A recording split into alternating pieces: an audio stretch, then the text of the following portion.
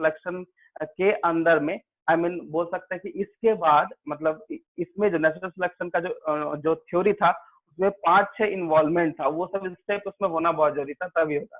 तो जब feeding habit का देखा गया तो सबसे पहले नेचुरल सिलेक्शन में वो यही बोले कि अकॉर्डिंग टू नेचर, क्योंकि यहाँ पे तो एक तो ओरिजिन ऑफ लाइफ था, एक इवोल्यूशन था, ठीक है। तो अगर अकॉर्डिंग टू नेचर अगर कोई भी स्पीसीज अपने अकॉर्डिंग टू नेचर वो अपने आप को अगर एडॉप्ट कर लेता है तभी वो सरवाइव कर पाएगा, वरना नहीं कर पाएगा। तो नेचुरल सिलेक्शन के अंदर में कौन कौन सा पॉइंट्स है वो हम लोग पढ़ेंगे।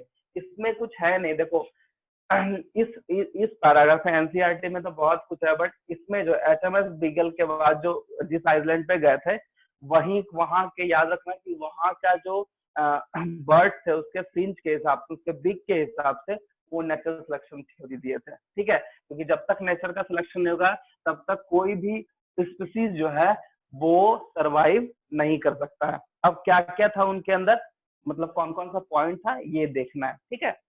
तो सबसे पहला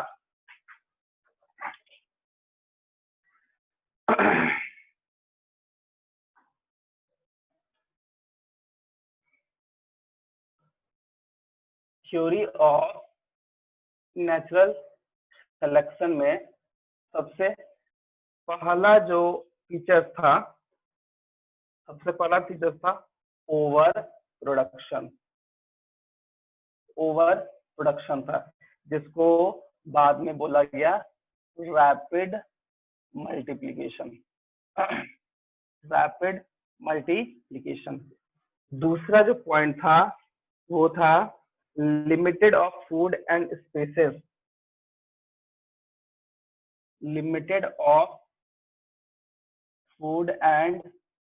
स्पेसेस, ये था, ठीक है।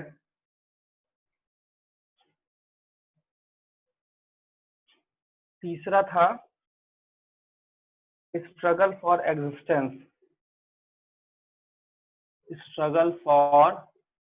एग्जिस्टेंस। हम सब पॉइंट को डिफाइन कर देंगे, ठीक है। देखो इसमें 3 था, एक था इंट्रा स्पेसिफिक और एक था इंटर स्पेसिफिक, और एक तीसरा भी था जिसको हम लोग इन्वायरमेंटल स्ट्रगल बोलते हैं। तीसरा था इन्वायरमेंटल स्ट्रगल, क्या था इसमें हम बताते हैं, ठीक है। नेक्स्ट था वेरिएशन।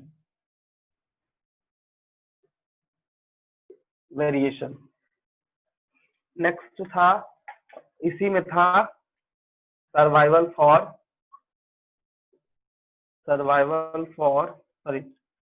ऑफ द फिटेस्ट, जिसको हम लोग बोलते हैं नेचुरल सिलेक्शन, ठीक है।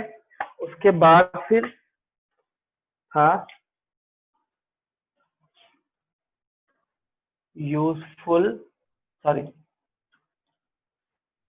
Inheritance of useful variation,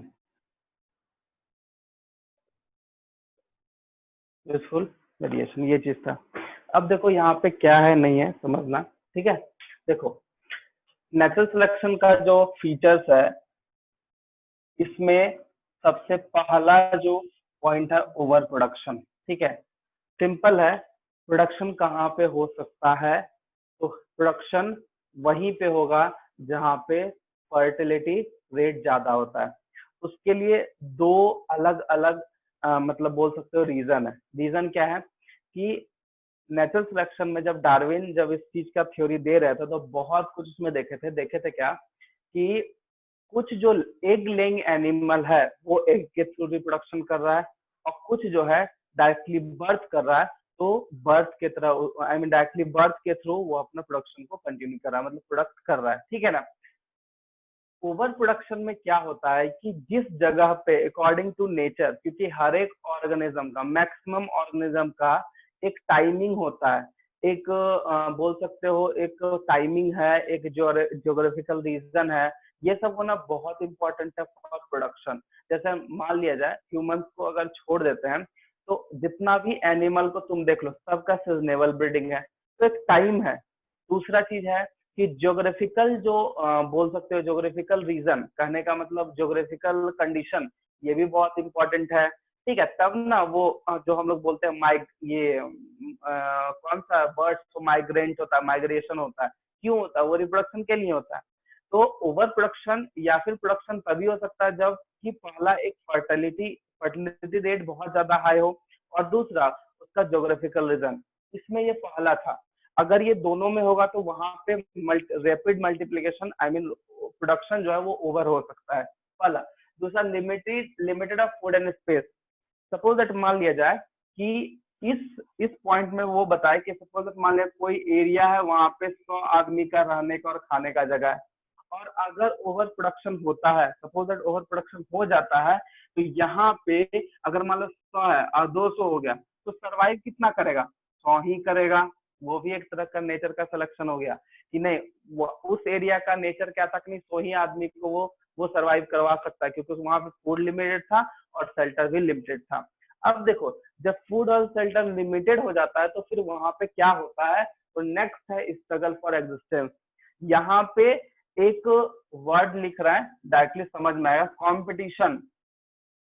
competition का जो मतलब ये कंपटीशन का मैकेनिज्म जो इस केस में स्टार्ट हो जाता है। कंपटीशन मैकेनिज्म क्यों बोले? क्योंकि कंपटीशन करना बहुत इंपॉर्टेंट है। अब सपोज दैट मान लिया जाए, हम इसी का एग्जांपल लेते हैं, मान लो 200 ऑर्गेनिज्म डेवलप कर गया और वहां पे 100 आदमी का खाने का है या रहने का है, ऑर्गेनिज्म का रहने का, तो फिर वहां पे क्या होगा? तो सिंपल है कि कोई भी ऑर्गेनिज्म हो वो अपने फूड और शेल्टर के लिए ही कंपटीशन करता है सबसे। और इस कंपटीशन में अब उसको चाहे जैसे compete करना हो, सिंपल है, किसी भी एरिया में अगर हम जाते हैं तो वहां पे अगर हम पहुंचे और पता चला नहीं मेरे लिए वहां पे जगह ही नहीं, फिर हम लोग क्या करेंगे? वहां के आदमी से लड़ाई करेंगे, झगड़ा करेंगे, compete करेंगे और फूड एंड शेल्टर के लिए। उसको हम बोलते हैं इंट्रा। इंट्रा कहने का मतलब हो गया कि सेम स्पीसीज या with in species, same species. Suppose that मान लो कि एक घर है, उसमें 5 आदमी का रहने का सब कुछ सही है, लेकिन वहां पे आदमी आ गया 7, तो 2 आदमी क्या करेगा? इसी 5 के साथ लड़ाई करना स्टार्ट करेगा, मतलब सब एक दूसरे में लड़ाई करेगा। जो 2 खत्म हो गया, जो 2 मर गया वो खत्म हो गया, बाकी जो बचा वो सरवाइव कर लेगा। मतलब इंट्रा स्पेसिफिक मतलब सेम स्पीसीज में जो कंपटीशन होता है उसको इंट्रा स्पेसिफिक बोलते हैं फॉर फूड एंड शेल्टर। और इंटर में क्या होगा? Different species. एरिया बहुत बड़ा है, वहां पे बहुत, मान लो 2 स्पीसीज है, मान लो दो इस तरह का 2 स्पीसीज है। अब इस 2 स्पीसीज में झगड़ा हो रहा है, कंपटीशन हो रहा है, फॉर किसके लिए? फूड एंड शेल्टर के लिए। उसी प्रोसेस को हम लोग बोलते हैं इंटर स्पेसिफिक। अब एक लास्ट और सबसे इंपॉर्टेंट चीज है इन्वायरमेंटल स्ट्रगल। अब इन्वायरमेंटल स्ट्रगल होता क्या है कि सपोज दैट मान लिया जाए कोई ऑर्गेनिज्म किसी एरिया में गया, बट उसके बॉडी के अकॉर्डिंग या उसके अकॉर्डिंग इन्वायरमेंटल उसको नहीं मिला सही से, इन्वायरमेंट कंडीशन जो है वो फेवर्ड में नहीं हुआ, तो क्या वो सर्वाइव करेगा? नहीं करेगा। तो वहां ऑलरेडी वो वहां से मूव कर जाता है। इसी चीज को बोलते हैं स्ट्रगल फॉर एग्जिस्टेंस। मतलब अगर एग्जिस्ट करना है तो स्ट्रगल करना पड़ेगा, और स्ट्रगल है तो कंपटीशन होगा। बट यहाँ पे 2 ही चीज का कंपटीशन, फूड एंड शेल्टर। अब इस दोनों चीज को लेना है तो अब चाहे झगड़ा करो, प्यार से बात करो, जो करना है करो, बट कंपटीशन करना ही पड़ेगा। ठीक है। और सबसे मेन ये दोनों तो समझ में आ गया। इंट्रा क्या है? तो सेम एक ही घर में झगड़ा हो रहा है तो इंट्रा। और इंटर क्या होता है? दूसरा, एक घर से दूसरे घर में लड़ाई हो रहा है, उसको हम लोग बोलते हैं इंटर स्ट्रगल। और इन्वायरमेंटल स्ट्रगल सिंपल है कि अगर इन्वायरमेंट के अकॉर्डिंग उस स्थिति, मान लो कोई एक नया चीज आया, वहां पे उसके अकॉर्डिंग इन्वायरमेंटल नहीं, इन्वायरमेंट बोल सकते हैं कि नहीं है फेवरेबल, तो क्या वो सर्वाइव करेगा? नहीं करेगा। एक छोटा सा एग्जांपल लेते हैं। एक सवाल आता होगा सब लोग के मन में कि डायनासोर क्यों नहीं सर्वाइव किया? आंसर दे सकते हो? डायनासोर क्यों नहीं सर्वाइव कर पाया? बोलो। डायनासोर का सर्वाइविंग क्यों नहीं हो पाया?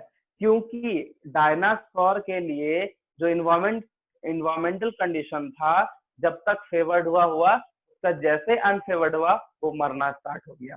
जैसे बोलते हैं कि डायनासोर के सर्वाइविंग के लिए टेम्परेचर थोड़ा ठंडा होना चाहिए, लेकिन हम क्या बताए कि इवोल्यूशन जो या फिर ओरिजिन ऑफ लाइफ की बात करें तो यहाँ पे बहुत सारा वॉल्केनिक इरप्शन हुआ है जिसके कारण टेम्परेचर बढ़ा, और टेम्परेचर पर बढ़ा तो वो जो ऑर्गेनिज्म था वो उस टेम्परेचर को अडॉप्ट नहीं कर पाया और वो मर गया। कहीं ना कहीं इन्वायरमेंटल स्ट्रगल उसके लिए प्रॉब्लम क्रिएट कर दिया। इसीलिए इन्वायरमेंट बहुत ज्यादा जरूरी होता है। एक और छोटा सा एग्जाम्पल समझ लो कि सपोज दैट मान लो कोई पर्सन एक जगह से दूसरे जगह गया वहां के अकॉर्डिंग मतलब दूसरे जगह के इन्वायरमेंट के अकॉर्डिंग उसका बॉडी अडॉप्ट नहीं कर पाता है, तो ह्यूमन बीइंग के केस में देख लो क्या होता है, तबीयत खराब हो जाता है, बोलता है कि हमको वहां का हवा पानी वहां का एरिया हमारे लिए सूट नहीं किया। तो वो हो गया एनवायरमेंटल स्ट्रगल। और सोचो बार बार अगर वहां पे उसके बॉडी को इफेक्ट होगा इन्वायरमेंट के थ्रू तो सर्वाइव ही नहीं कर पाएगा, तो वहां से मूव कर लेगा। इस तरह से बहुत सारा एग्जाम्पल है। तो स्ट्रगल फॉर एग्जिस्टेंस में ये तीन चीज को ध्यान रखना। ये कंपटीशन एक तरह का इंटर एंड इन्वायरमेंटल स्ट्रगल, ठीक है। उसका आता है वेरिएशन। वेरिएशन कहाँ पे देखा गया, देखो वेरिएशन जो होता है अगर मान लिया जाए कोई दो आइडेंटिकल ट्विंस है तो वहां पे वेरिएशन बहुत कम दिखेगा। लेकिन अगर इंडिविजुअल में आइडेंटिकल आइडेंटिकल अगर नहीं है, सपोज मान लो ह्यूमन है, हर एक ह्यूमन का अपना अपना मतलब स्ट्रक्चर है, अपना अपना उसका बॉडी का फंक्शन तो सेम है, लेकिन उसका कुछ ना कुछ तो डिफरेंस है, वेरिएशन बहुत ज्यादा है। तो इसमें ये बोला गया कि अगर वेरिएशंस अकॉर्डिंग टू नेचर अगर वेरिएशंस वो कर लेगा, उसका सर्वाइविंग कैपेसिटी या सर्वाइविंग एबिलिटी वो बहुत ज्यादा हाई है। और उसी हिसाब से हम लोगों का ह्यूमन का जो था वो बहुत ज्यादा हाई है, क्योंकि क्योंकि हम लोग में जितना ज्यादा वेरिएशन करने का कैपेसिटी है और दूसरे ऑर्गेनिज्म में नहीं होता है, तो वो है वेरिएशन। उसके बाद सर्वाइवल ऑफ द फिटेस्ट, यहाँ पे नेचुरल सिलेक्शन ज्यादा यहाँ फिट बैठता है। एक्चुअली क्या है कि नेचुरल सिलेक्शन करने का सिंपल मतलब है कि अगर नेचर के अकॉर्डिंग हमारा बॉडी अगर चेंज हो जाता है, उसी प्रोसेस को बोलते हैं सर्वाइवल ऑफ द फिटेस्ट। मतलब survival of the fittest directly depend करता है इन्वायरमेंटल फैक्टर्स पे। अगर उसका अनफेवर्ड कंडीशंस नहीं रहा वो सर्वाइव नहीं करेगा, और अगर नेचर के अकॉर्डिंग वो चेंज हो गया वो सर्वाइव कर लेगा। ठीक है, ये है। दैट मान लिया जाए किसी ऑर्गेनिज्म में वेरिएशन बहुत ज्यादा हाई है और उसमें बहुत ऐसा वेरिएशन हुआ है जो यूजफुल है, और अगर वो नेक्स्ट जनरेशन में भेज पाता है तो वो एक न्यू स्पीसीज का डेवलपमेंट करेगा। क्योंकि इसी के बाद कोई भी ऑर्गेनिज्म इतना अगर प्रोसेस हो गया ना तो कोई भी ऑर्गेनिज्म एक नया स्पीसीज बन सकता है वेरिएशन होके। क्योंकि बार बार मान लो वेरिएशन होगा, बार बार वेरिएशन होगा तो उसमें कुछ ना कुछ कैरेक्टर में चेंजिंग होगा, कुछ ना कुछ उसके मैकेनिज्म में चेंजिंग होगा। तो कहीं ना कहीं ठीक है, वेरिएशन यूजफुल वेरिएशन अगर इनहेरिटेंस हो रहा है तो वो सर्वाइविंग का जो कैपेसिटी है, सर्वाइविंग जो एबिलिटी है वो बहुत ही बढ़ जाता है। और इसी वेरिएशन लगातार वेरिएशन होने के कारण कोई न्यू स्पीसीज का फॉर्मेशन हो सकता है। जैसे हम लोग बोलते हैं कि हम लोग का जो एंसेस्टर है वो उसमें बहुत कुछ था डेवलप, हम लोग में बहुत कुछ अनडेवलप्ड है जिसको सीरियल ऑर्गन बोलते हैं, वो हमारा एविडेंस के तौर पे भी आता है। तो वो कैसे वेरिएशन हुआ, चेंजिंग हुआ, ठीक है। जैसे मान लो अपेंडिक्स है, पुराने जमाने का जो आई मीन एंसेस्टर्स लोग में अपेंडिक्स जो था वो डेवलप था। क्यों? क्योंकि वो लोग रॉ फूड खाता था, कच्चा फूड खाता था, उसको डाइजेस्ट करने के लिए अपेंडिक्स का फंक्शनिंग था। लेकिन जब से कुक्ड फूड खाने लगे तो वो वेरिएशन हो गया, उसमें वेरिएशन आ गया, वो स्टॉप कर गया। अब वही जो है वो स्टॉप वाला पार्ट मतलब जो काम नहीं कर रहा वो बॉडी में है बट वो काम नहीं कर रहा है, अब वही चीज वो हम लोगों में भी आता है।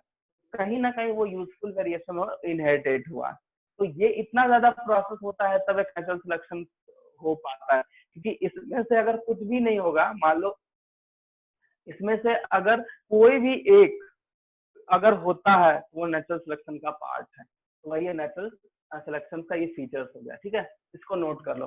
क्या नहीं समझ में पूछ सकते हो, हम किससे बता देंगे।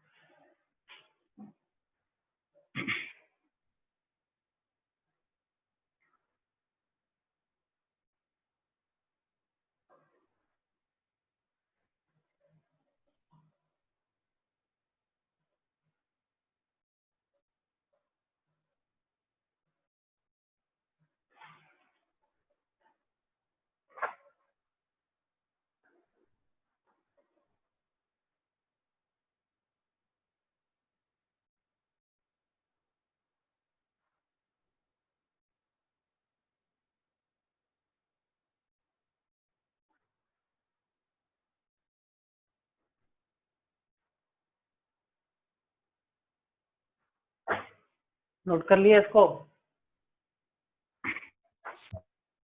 हेलो,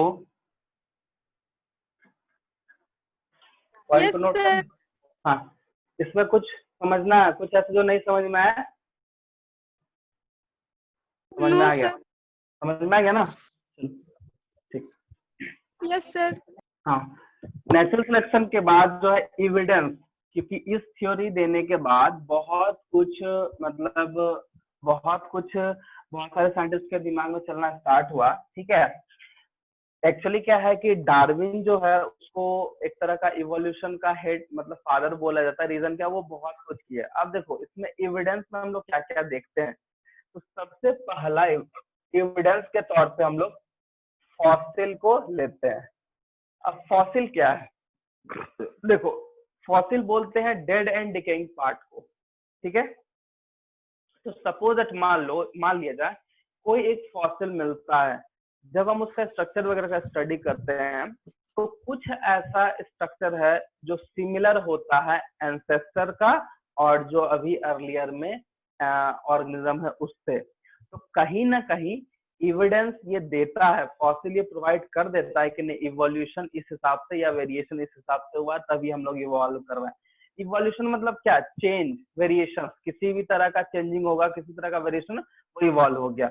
अभी वही तो चीज बताया कि जो यूजफुल वेरिएशन है अगर हो रहा है तो कहीं ना कहीं वो इवोल्यूशन का एक इवोल्यूशन ही हो रहा है, और वही इवोल्यूशन बाद में जो है न्यू स्पीसीज को बना देता है। ठीक है, देखो फॉसिल क्या है? तो फॉसिल हम बोल सकते हैं dead and remaining of hard part of animal and plant. Hard part क्यों? क्योंकि फॉसिल कहने का मतलब बचा हुआ पार्ट, डेड है, बचा हुआ है। तो हम किसी भी ऑर्गन का जो बॉडी होता है उसमें कुछ ऐसा पार्ट है जो डिकम्पोज जल्दी नहीं होता है। तो हम लोग ये लिख सकते हैं इसमें डेड एंड रिमेनिंग पार्ट्स, ठीक है, ऑफ प्लांट एंड बॉडी। साथ साथ में फॉसिल जो है, जब हम लोग को फॉसिल, ये तो फॉसिल हो गया, लेकिन फॉसिल कुछ कुछ जगह पे अगर कलेक्ट वगैरह वही करना होता है, जैसे कलेक्शन ऑफ फॉसिल का अलग अलग मेथड है। ठीक है, तो इम्प्रेशन भी, फुट इम्प्रेशन भी लिख सकते हैं। ठीक है, फुट इम्प्रेशन हो गया, या फिर उसका कुछ वैसा स्ट्रक्चर हो जाता है, वो भी एक तरह का फॉसिल को कलेक्ट करने का मतलब मेथड है।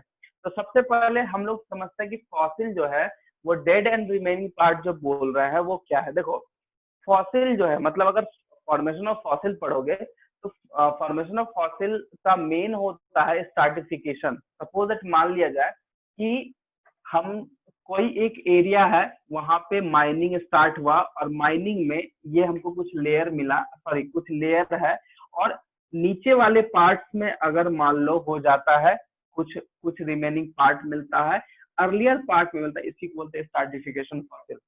कहने का मतलब कि लेयर बाय लेयर जो है फॉसिल का फॉर्मेशन स्टार्ट हुआ है। ठीक है, इसमें हम लोग डिटर्मिनेशन भी करते हैं। तो मतलब अगर फॉसिलेशन का मतलब सिंपल सा एक ध्यान में रखना कि dead and remaining part of plant and animal, उसका फुट इम्प्रेशन भी हो सकता है, फुटप्रिंट भी हो सकता है। इस तरह से हम लोग फॉसिल को कलेक्ट करते हैं। अब जैसे मान लो कोई इंसेक्ट को कलेक्ट करना होता है तो हम लोग किस एरिया से लेंगे? तो जहां पे कीचड़ वगैरह ज्यादा होगा वहां से उसका फॉसिल को कलेक्ट कर सकते हैं। ठीक है, अब फॉसिल को तो हम कलेक्ट कर लिए, लेकिन इसका मेन क्या था कि फॉसिल का एज कैसे पता करना है। ठीक है, तो फॉसिल का एज, डिटर्मिनेशन ऑफ फॉसिल के लिए दो चीज बहुत इंपॉर्टेंट था। डिटर्मिनेशन ऑफ फॉसिल मतलब कब का ये फॉसिल है। ठीक है, तो इसका एक था एब्सोल्यूट फॉसिल और एक था रिलेटिव फॉसिल। एक था रिलेटिव फॉसिल।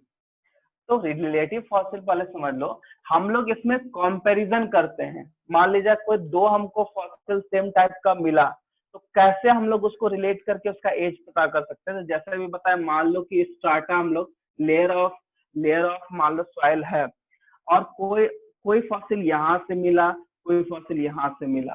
ठीक है, कोई फॉसिल, जो फर्स्ट वाला फॉसिल है वो क्या होगा? अर्ली वाला फॉसिल होगा, और ये क्या होगा? पुराना, आई मीन ओल्ड फॉसिल होगा, ओल्ड फॉसिल होगा और ये न्यू फॉसिल होगा। ये इस तरह से हम लोग रिलेटिव फॉसिल, ऐसा इसको डेटिंग भी बोलते हैं, रिलेटिव डेटिंग और एब्सोल्यूट डेटिंग, ऐसा होता है। तो हम लोग रिलेशन करके पता कर सकते हैं कौन पुराना है कौन नया है, ये हो गया रिलेटिव।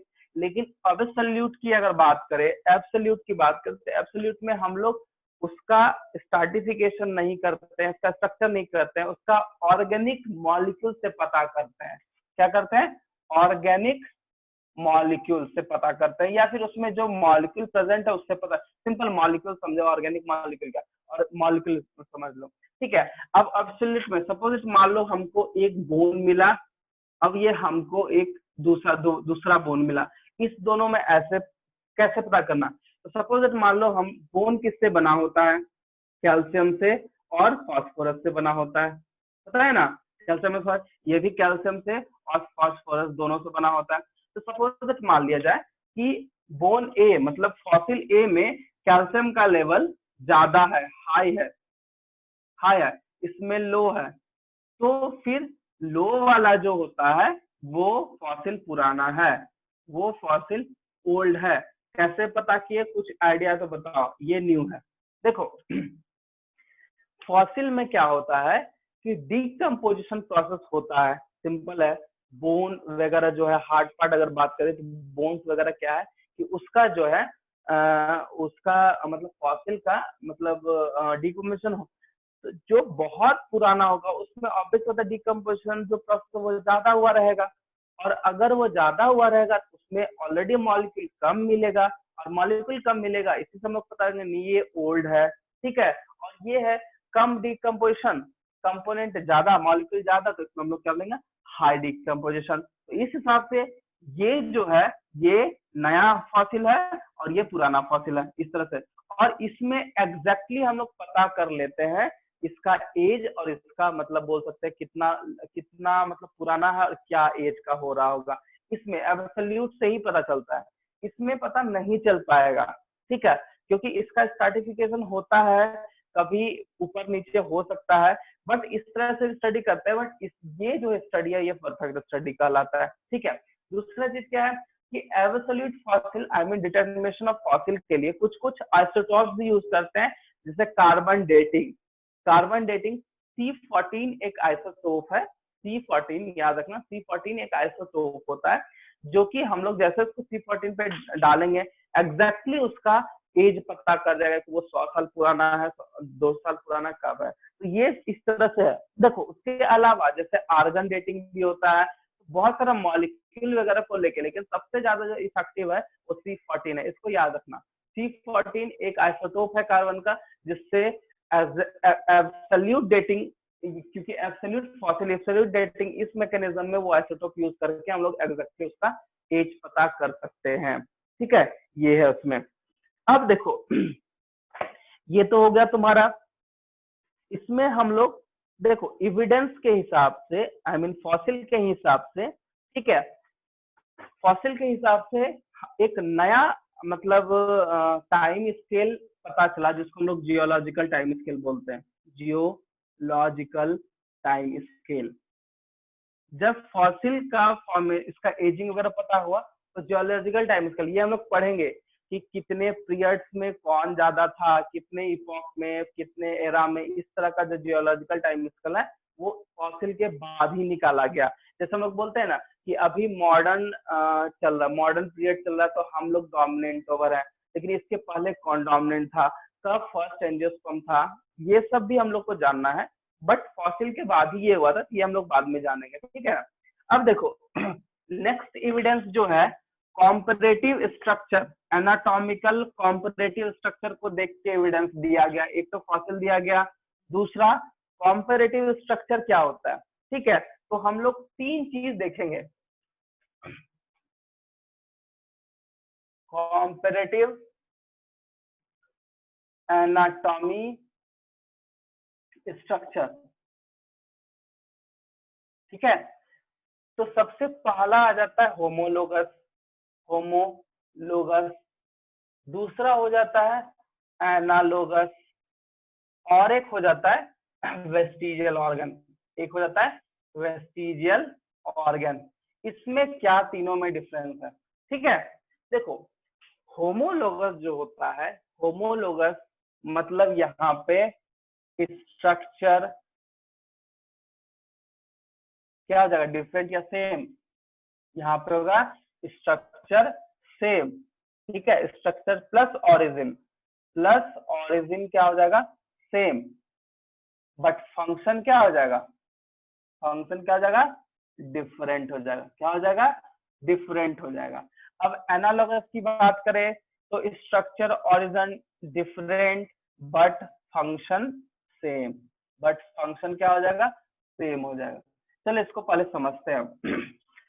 होमोलोगस एग्जांपल एनसीईआरटी से तुम देख लेना, वहां पे तुमको अच्छे से दिख जाएगा, जिसको कन्वर्जेंट एंड डाइवर्जेंट के तौर पे भी बोलते हैं। तो होमोलोगस में क्या है कि कोई जैसे मान लो 2-4 ऑर्गेनिज्म को हम लेते हैं, अलग अलग स्पीसीज को लेते हैं, उसका कुछ पार्ट के स्ट्रक्चर को देखते हैं, तो उसका स्ट्रक्चर सेम होता है बट फंक्शन डिफरेंट है। वैसे स्ट्रक्चर को हम लोग बोलते हैं होमोलोगस। देखो कैसे, जैसे मान लिया जाए कि जैसे मान लिया जाए, हम एक एग्जांपल बताते हैं, जैसे मान लो ह्यूमंस का लेग का जो आई मीन ये स्केलेटल स्ट्रक्चर, ठीक है, स्केलेटल स्ट्रक्चर ले लो, ठीक है। उसके बाद फिर काव का ले लो, फ्रॉग का ले लो, ठीक है, हॉर्स का ले लो। चारों तो स्पीसीज अलग है, लेकिन चाहे उसका मतलब 4 लिम्ब का लो या हैंड लिम्ब का लो, 4 लिम्ब का भी स्ट्रक्चर देखोगे तो सेम ही दिखेगा, और हैंड लिम्ब का भी स्ट्रक्चर देखोगे तो सेम ही दिखेगा, लेकिन वहां पे फंक्शन डिफरेंट है। कैसे समझना, जैसे मान लो हम लोग, जैसे काव है, हॉर्स है, सब अलग अलग, फ्रॉग है, सब स्पीसीज का और ह्यूमन का। जब हम 4 लिम्ब की बात कर रहे हैं, 4 लिम्ब की, तो हम लोग का क्या है कि ऊपर वाला पोर्शन में एक ही बोन है, यहाँ पे 2 बोन है, यहाँ रिस्ट में बहुत सारा बोन है, यहाँ पे बोन है, तो बोन है, ज्वाइंट है, डिजिट्स वगैरह है। डिजिट्स वगैरह जो है, ये जो स्ट्रक्चर तुमको दिख रहा है, ये हॉर्स वाले में भी दिख जाएगा, काव में भी दिख जाएगा, फ्रॉग में भी दिख जाएगा। मतलब स्ट्रक्चर सबका सेम है, लेकिन डिफरेंट क्या है, फंक्शन है। हम लोग इससे क्या काम करता है ये समझ में आ रहा होगा, काव क्या करता है, हॉर्स क्या करता है वो समझ में आ रहा है, फ्रॉग क्या करता है वो समझ में आ रहा है। मतलब स्ट्रक्चर क्या है, सेम है, और फंक्शन क्या है, डिफरेंट होता है। तो जब ऐसा होगा इसको हम लोग बोलेंगे होमोलोगस। एनालोगस में देखो, इसका प्लांट और एनिमल दोनों का एग्जांपल इनसाइड तुम लोग देख लेना, वो बहुत ज्यादा इंपॉर्टेंट है, ठीक है। एक है एनालोगस। एनालोगस में क्या होता है कि अगर हम बात करते हैं कि स्ट्रक्चर यहाँ पे डिफरेंट बताया है, लेकिन फंक्शन सेम है। सपोज दैट एग्जांपल लिख लो, अभी एक बैट का देखो और एक बर्ड का देखो। बैट और बर्ड दोनों का जो विंग्स का फंक्शन है वो सेम है, वो भी उड़ने के लिए काम करता है, ये भी उड़ने के लिए काम करता है, लेकिन दोनों का इंटरनल स्ट्रक्चर अलग है। बैट, जैसे हम बोले बैट, बैट का जो विंग्स है उसमें बोन से बना हुआ है, और बर्ड्स का जो विंग है वो कार्टिलेज का बना है। तो यहाँ पे तुमको समझ में आ रहा होगा कि एक कार्टिलेज बना, एक बोन बना, या ओरिजिन और स्ट्रक्चर दोनों डिफरेंट है, ठीक है, लेकिन उसका फंक्शन सेम है। वैसे को हम लोग क्या बोलते हैं, एनालोगस। प्लांट में भी ये एग्जाम्पल है इस तरह। अब हम लोग आते हैं वेस्टिजियल, ये तो तुम लोग पढ़ते ही आ रहे हैं। वेस्टिजियल ऑर्गन हम किसको बोलते हैं, बताओ तो, रिप्लाई करो जल्दी।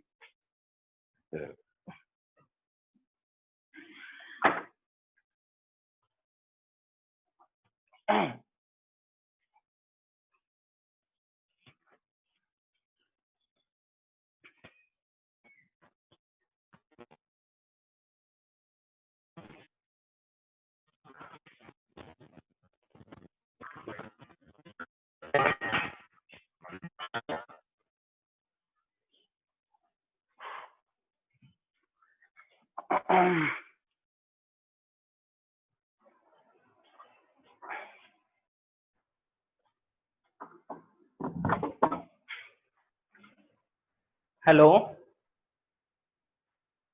वेस्टिजियल ऑर्गन किसको बोलते हैं बताओ।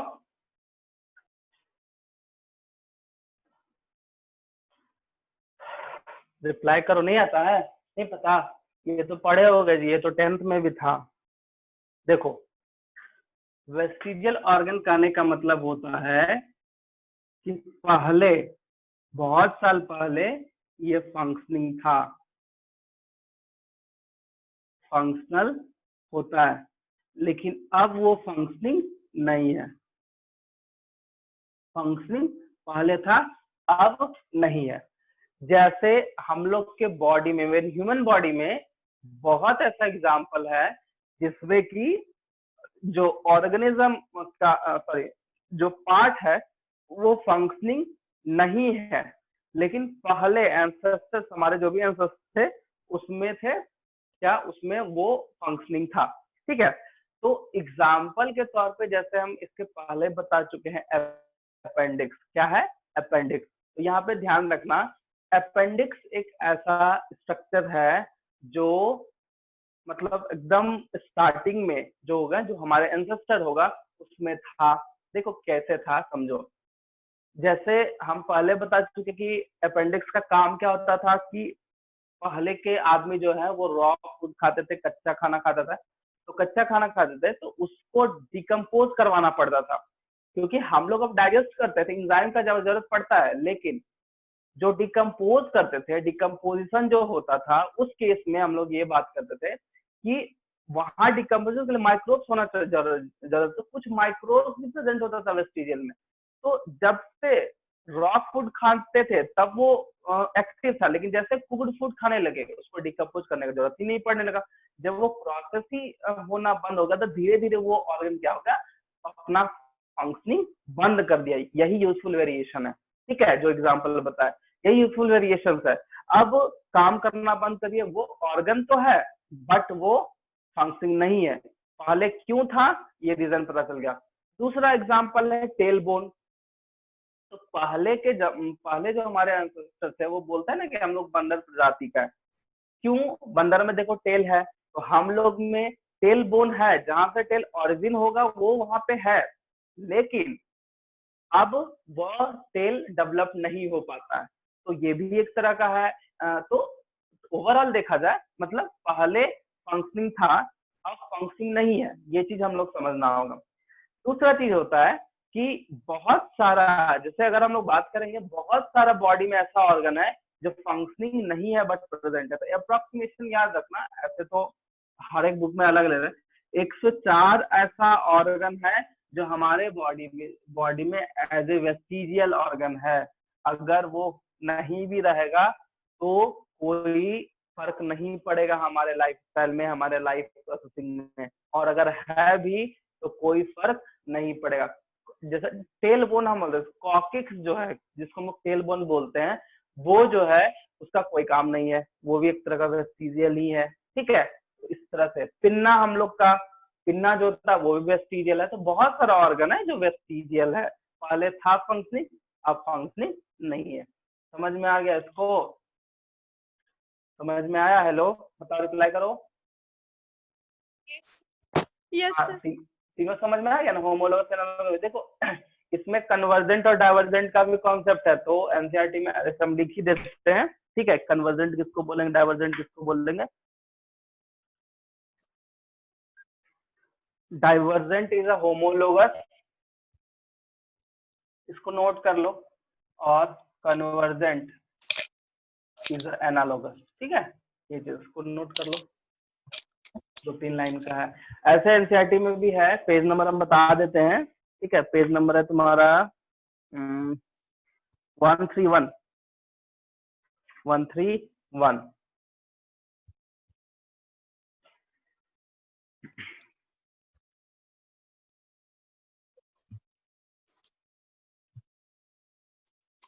एक हम लोग का एम्ब्रायनिक एविडेंस भी है, उसको भी हम लोग पढ़ेंगे। ठीक है,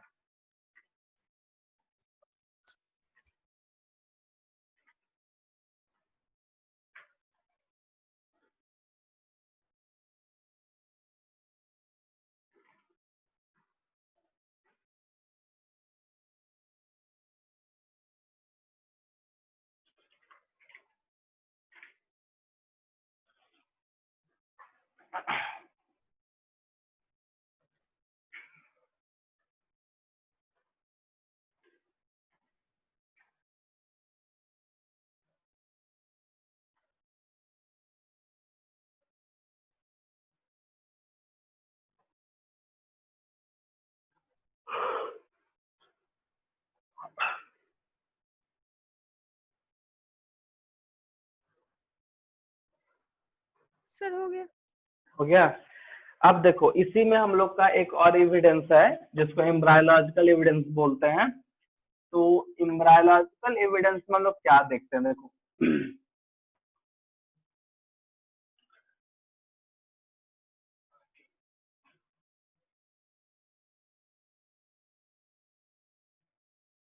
एम्ब्रायोलॉजिकल एविडेंस, देखो एम्ब्रायोलॉजिकल एविडेंस में हम लोग ये देखते हैं कि जो एम्ब्रायो का डेवलपमेंट होता है, एम्ब्रायो डेवलपमेंट, ठीक है, एम्ब्रायो डेवलपमेंट ये कब और कैसे होता है। एक चीज ध्यान रखना कि मैमल्स में, जैसे हम लोग अभी वर्टिब्रेट का बात करें, मैमल्स में जितने भी स्पीसीज हैं, ठीक है, सबका अगर अर्ली एम्ब्रायोनिक तुम स्टेज देखोगे या फिर स्ट्रक्चर देखोगे, वो दोनों का सेम होता है, सी शेप का, इस तरह का होता है, चाहे वो हॉर्स हो, काऊ हो, बेफेलो, ह्यूमन हो, कुछ भी हो। उसके बाद धीरे धीरे वो जो चेंजिंग आता है तो वो अलग अलग स्पीसीज का अपना स्ट्रक्चर हो जाता है, लेकिन जब एम्ब्रायोनिक हम देखते हैं स्टेज तो वहां पे सेम है, चाहे वो किसी वर्टिब्रेट्स में बात करो। अब हम लोग आते हैं इनवर्टिब्रेट्स में। तो बहुत ऐसे इनवर्टिब्रेट्स हैं जो वर्टिब्रेट्स के इनिशियल एम्ब्रायो के शेप एंड साइज का होता है। एग्जांपल में एनालिडा, ठीक है, एग्जांपल में है एनालिडा एंड मोलस्का। उसका जो लार्वल फॉर्म है ट्रोकोफोर, उसका जो स्ट्रक्चर होता है इन वर्टिब्रेट्स के मतलब वर्टिब्रेट्स के अर्लियल एम्ब्रायो का जो शेप एंड साइज है या स्ट्रक्चर है वो दोनों सेम होता है। कुछ कुछ इस तरह से एग्जांपल है, हम लोग को ज्यादा पढ़ना नहीं है, इसमें है बहुत कुछ, बस ज्यादा नहीं पढ़ना, बस समझना है इतना कि एविडेंसेस कैसे प्रूफ हो रहा है। तो एम्ब्रायोलॉजिकल जो एविडेंसेस है वो वर्टिब्रेट्स के केस में सेम होगा, अभी भी ऐसा होता है, हम लोग देख सकते हैं। लेकिन अगर इनवर्टिब्रेट्स की बात भी करते हैं तो इनवर्टिब्रेट्स में कुछ जैसे एग्जांपल था एनालिडा एंड मोलस्का, उसका जो ट्रोकोफोर लार्वा है वो वर्टिब्रेट्स का जो लार्वा है जैसे सी शेप का है, वहां भी वही चीज होता है। इससे ये पता चलता है कि कहीं ना कहीं इनवर्टिब्रेट्स ही इवॉल्व होके वर्टिब्रेट्स में कन्वर्ट हुआ है। ऐसे भी हम लोग किंगडम वगैरह पढ़े हैं तो वहां पे देखो हर एक फाइलम का अपना अपना एक एडवांस फॉर्म आते गया है, तो इस तरह का वो इवोल्यूशन ही है, वेरिएशन ही है वो, ठीक है। यही है एम्ब्रायोलॉजिकल एविडेंस, डेवलपमेंट के हिसाब से, उसके स्ट्रक्चर के हिसाब से इस तरह से है। अब देखो कुछ एग्जांपल और है, जैसे हार्ट चैम्बर, ठीक है, तो फिश में देखना 2 चैम्बर्ड हार्ट है, फिर रेप्टाइल्स एंड एम्फीबिया में 3 चैम्बर्ड हार्ट है, फिर तुम्हारा अगर हम चल जाते हैं एप्स एंड मैमल्स में 4 चैम्बर्ड है। तो कैसे, तो ये अकॉर्डिंग टू नेचर वो वेरिएशंस लाया गया है, डेवलप हुआ है उसमें, ठीक है। हम लोग अभी तुरंत पढ़े ना कि नेचुरल सिलेक्शन, नेचर के अकॉर्डिंग अगर हम लोग को सरवाइव करना है तो उसके अकॉर्डिंग हम लोग को अपने आप को फिट करना पड़ेगा।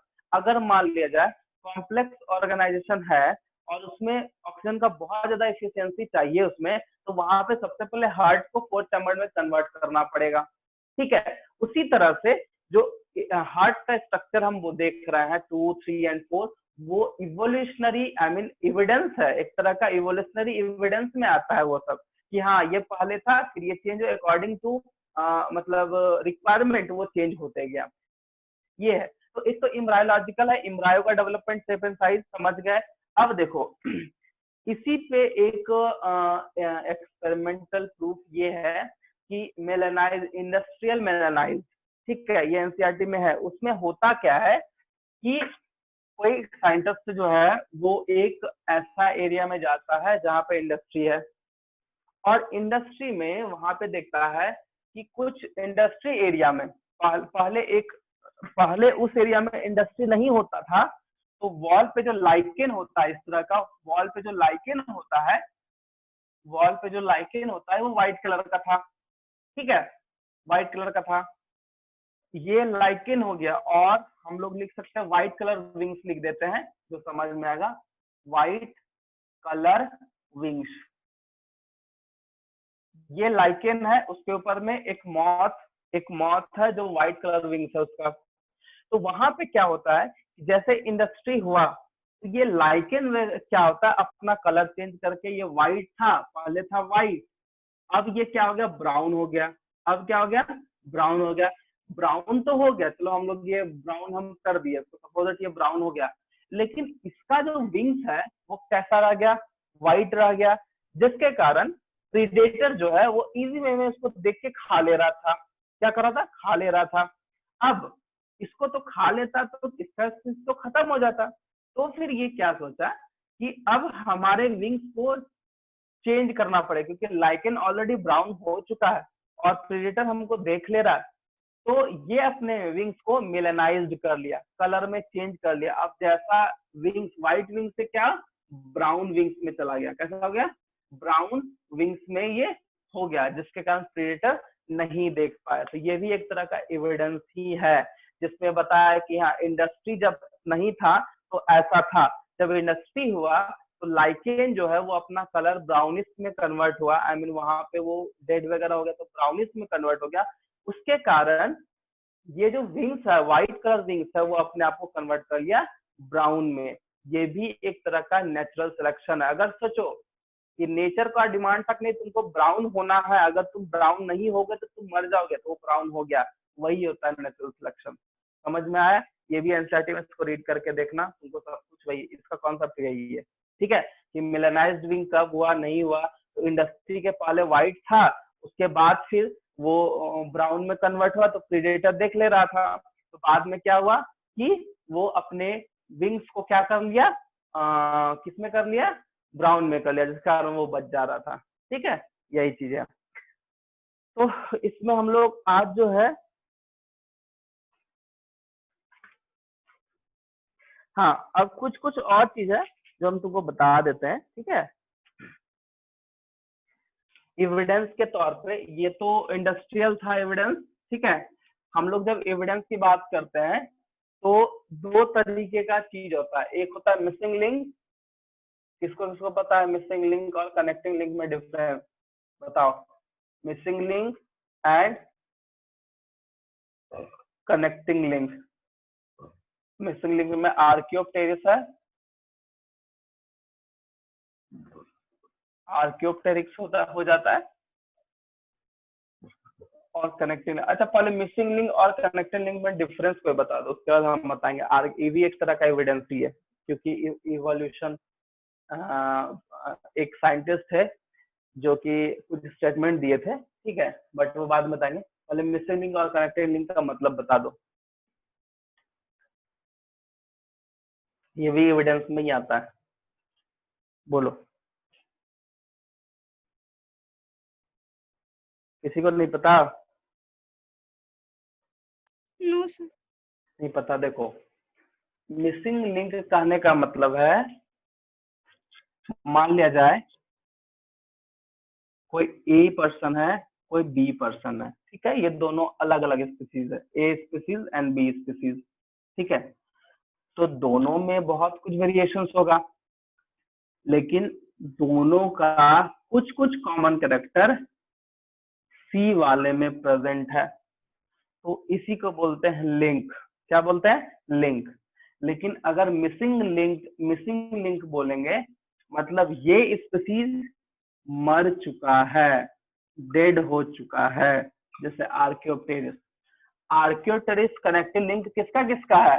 रेप्टाइल्स का एंड एव्स का। ये बहुत इंपॉर्टेंट है, ये पूछता है, रेप्टाइल्स का एंड एव्स का।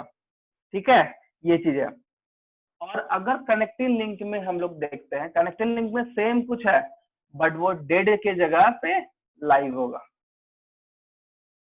मतलब मिसिंग लिंक है कनेक्टिंग लिंक में, link between two species, but वो मर चुका है, तो वो मिसिंग लिंक। कनेक्टिंग लिंक का मतलब कि दो स्पीसीज के बीच का लिंक है, बट वो अभी तक जिंदा है।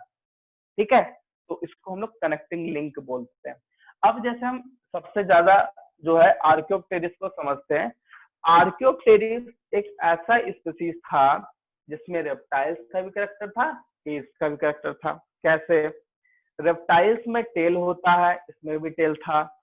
ठीक है, एव्स में आई मीन बर्ड्स में फीदर होता है, जिसमें फीदर था। तो में कुछ कुछ कैरेक्टरिस्टिक्स चेंज था। बॉडी का शेप एंड साइज जो था वो बर्ड्स के जैसे था, जैसे मान लो ये पीजियन चेस्ट, इस तरह से चेस्ट वगैरह था, तो वो था। वो आर्कियोप्टेरिस, ये भी एक बहुत बड़ा एविडेंस है जिससे पता चलता है कि नहीं, जो ऑर्गेनिज्म एडवांस हुआ है उसके पहले जो ऑर्गेनिज्म है वही। और आर्कियोप्टेरिस को देख के एक साइंटिस्ट है जो बोले थे कि birds is a glorified reptiles, मतलब वो रेप्टाइल्स का ही ग्लोरिफाइड फॉर्म है। ठीक है, कहने का मतलब यही था कि जो एप्स या बर्ड्स का डेवलपमेंट हुआ है वो कहीं ना कहीं रेप्टाइल्स का ही डेवलपमेंट का पार्ट है, वो आई मीन इवोल्यूशन एक वेरिएशन का पार्ट है। ये आर्कियोप्टेरिस है। कनेक्टिव लिंक भी उसी तरह है, इसका एक एग्जांपल हम देख देते हैं। जैसे बहुत है, जैसे यूग्लिना वगैरह है। यूग्लिना क्या है, एक तरह का है वो एनिमल, बट उसमें क्लोरोफिल वगैरह प्रेजेंट है, तो कहीं ना कहीं वो प्लांट को रिप्रेजेंट करता है। और कुछ कुछ है, जैसे नियोप्लीना है जो कि एनालिडा एंड मोलस्का के बीच का है, नियोप्लीना हो जाता है। ठीक है, एमनियाटा है, ठीक है, कोरियोनाटा, इस तरह का कुछ कुछ एग्जाम्पल है जो कनेक्टेड लिंक में देखा गया है। ठीक है, तो ये भी एक तरह का एविडेंस हो गया। ठीक, तो हम लोग आज जो है इवोल्यूशन का आई मीन थ्योरी पढ़े, तो डार्विन का थ्योरी को याद रखना। एविडेंस में हम लोग 4-5 चीज पढ़े, फॉसिल का एविडेंस, उसके बाद फिर तुम्हारा होमोलोगस, एनालोगस, वेस्टिजियल, और उसके बाद कनेक्टिंग लिंक, मिसिंग लिंक, ये इतना पढ़े हैं। ठीक है, और साथ में एक मिलेनाइज्ड वाला जो था वो भी पढ़ना, वो बहुत इंपॉर्टेंट है, वो हमेशा पूछता है, जो कि तुम्हारा पेज नंबर है 131 एंड 132 में उसका पूरा दिया हुआ है।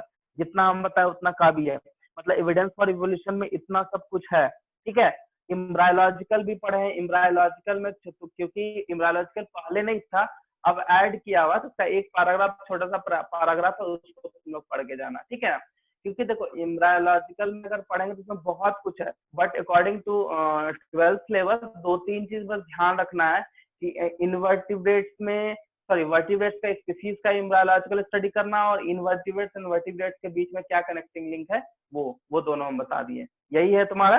ठीक है और तो इससे कुछ वैसा नहीं बचा है।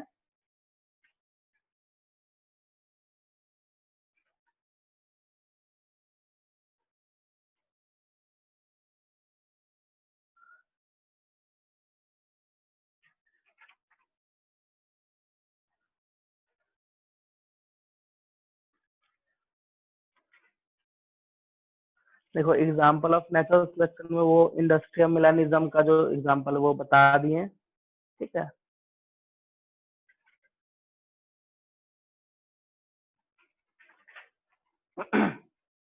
और तो कुछ इसमें बचा नहीं है।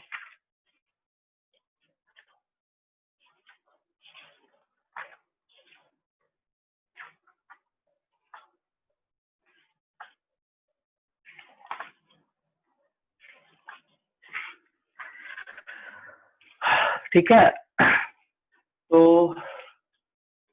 इतना आज रहने दो। ठीक है, नेक्स्ट क्लास फिर हम लोग एडाप्टिव रेडिएशन पढ़ेंगे। ठीक है, उसके बाद फिर बायोलॉजिकल इवोल्यूशन, मतलब 3-4 जो है नेक्स्ट टॉपिक को डील करें, नेक्स्ट क्लास में डील करेंगे, ये खत्म हो जाएगा। थोड़ा सा तुम लोग को जो है अपने से पढ़ के जो आना है वो टॉपिक है ब्रीफ अकाउंट ऑफ इवोल्यूशन।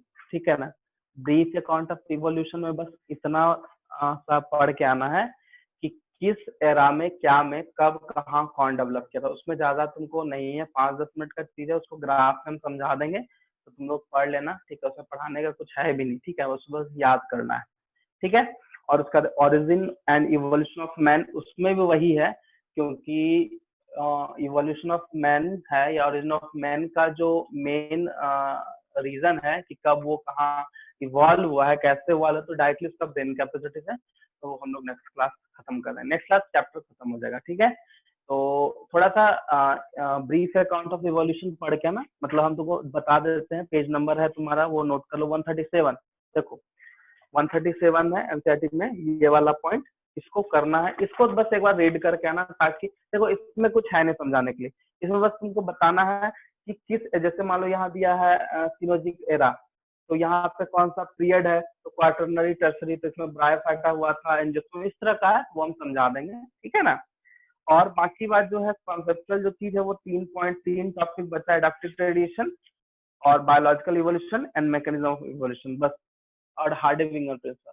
तो 3-4 टॉपिक हो, नेक्स्ट क्लास खत्म हो जाएगा, ठीक है। तो इसको पढ़ के आना। अभी तक में कुछ तुमको दिक्कत है तो पूछ सकते हो आज के टॉपिक में। देखो इवोल्यूशन चैप्टर जो है ना वो बहुत इजी है, क्योंकि मैक्सिमम चीज में याद करना है, ठीक है। जो मैकेनिज्म है, जो थ्योरीज है, वो अब जो आने वाला चीज है वो हम लोग उसमें समझेंगे। ये सब चीज है तुम लोग जो भी टॉपिक तुम लोग को आज डील किए वो उसमें बस नॉर्मल याद करना होगा, ठीक है। उसमें कुछ समझने का है, हाँ नेचुरल सिलेक्शन में कहाँ क्या होता है उसमें थोड़ा सा था जो समझा दिए, ठीक है। कुछ पूछना है किसी को?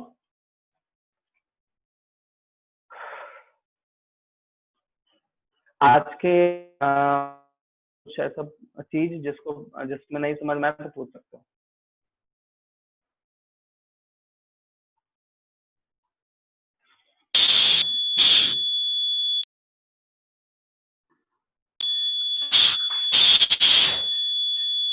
आवाज नहीं आ रहा है, किसका इको जा रहा है साउंड? Hello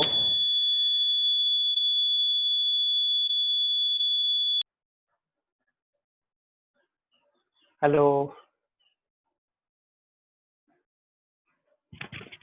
Yes, sir. कुछ प्रॉब्लम है, कुछ पूछना है? No, sir. ठीक है, आज इतना रन दो, आज से इतना पढ़ के आओ। जो भी एनसीईआरटी है उसको पढ़ के आना, देखना जो नहीं समझ में आएगा हम लोग फिर हम लोग डिस्कस करेंगे, ठीक है। और नेक्स्ट क्लास में जो भी होगा सब मैकेनिज्म वगैरह पे बात करेंगे, तो थोड़ा सा रीड कर लेना। हम लोग का बहुत ही जल्दी क्लास है, आई मीन परसों ही क्लास है, ठीक है। तो कम से कम रीड कर लेना। बाकी बात जो याद करने वाला चीज है वो 2 टॉपिक है, उसको बस याद करना है तुमको। उसमें बस हम 5-10 मिनट का चीज है वो कैसे क्या होगा वो हम बता देंगे, ठीक है। ठीक है।